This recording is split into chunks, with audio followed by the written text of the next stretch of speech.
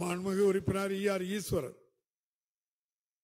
மாண்புமிகு பேரவைத் தலைவர் அவர்களே, ஒன்றியத்தை ஆளுகின்ற கட்சி பிரிவினைவாதத்தை உண்டாக்கி அதன் மூலமாக அரசியலை செய்கின்ற கட்சியாக, அதன் மூலமாக வாக்குகளை பெறுகின்ற கட்சியாக தொடர்ந்து இருந்து கொண்டிருப்பதை நாம் பார்க்கின்றோம். மும்மொழி கொள்கையை கொண்டு வந்து மொழி பேசுகின்ற மக்களுக்கிடையே ஒரு பிரிவினையை உண்டாக்கி அதன் மூலமாக அரசியல் செய்கிற ஒரு கட்சியாக, நாடாளுமன்றத்திலேயே ஒரு அமைச்சர் தமிழ் படித்தால் பிச்சை கூட எடுக்க முடியாது என்று சொல்லுகிற ஒரு சர்வாதிகாரத்தனம்,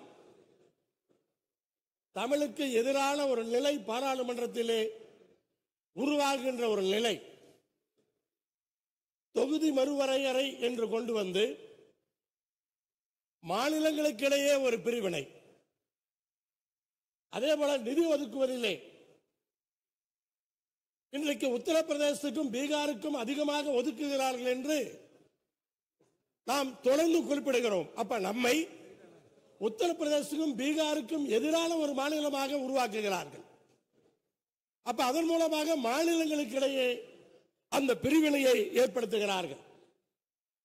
அதே போல எப்போதுமே ஆரம்பத்திலிருந்தே மத பிரிவினை என்பதை அவர்கள் அடிப்படை கொள்கையாக கொண்டு மத ரீதியாக இந்த நாட்டை பிரிக்க பார்க்கிறார்கள். மொத்தத்திலே இந்த நாட்டிலே வாழுகின்ற அத்தனை பேருக்கும் சம உரிமை இருக்கிறது என்பதையே ஏற்றுக்கொள்ள அவர்கள் மறுக்கிறார்கள்.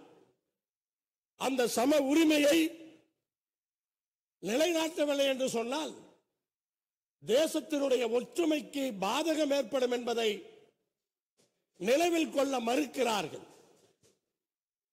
இந்தியா முழுவதும் நம்முடைய நாடாளுமன்ற உறுப்பினர்கள் எதிர்த்திருந்தாலும் தமிழ்நாடு சட்டமன்றத்திலிருந்து எதிர்கொள் எப்போது வரும் என்று காத்துக் கொண்டிருக்கிறார்கள். அந்த முன்னெடுப்பை இன்றைக்கு தமிழ்நாட்டினுடைய முதலமைச்சர் அவர்கள் எடுத்திருக்கின்றார். அந்த முன்னெடுப்பை நான் வரவேற்கின்றேன். நன்றி, வணக்கம். மேலும் இதுபோன்ற செய்திகளுக்கு KMDK லைவ் சேனலை லைக் பண்ணுங்க, ஷேர் பண்ணுங்க, சப்ஸ்கிரைப் பண்ணுங்க.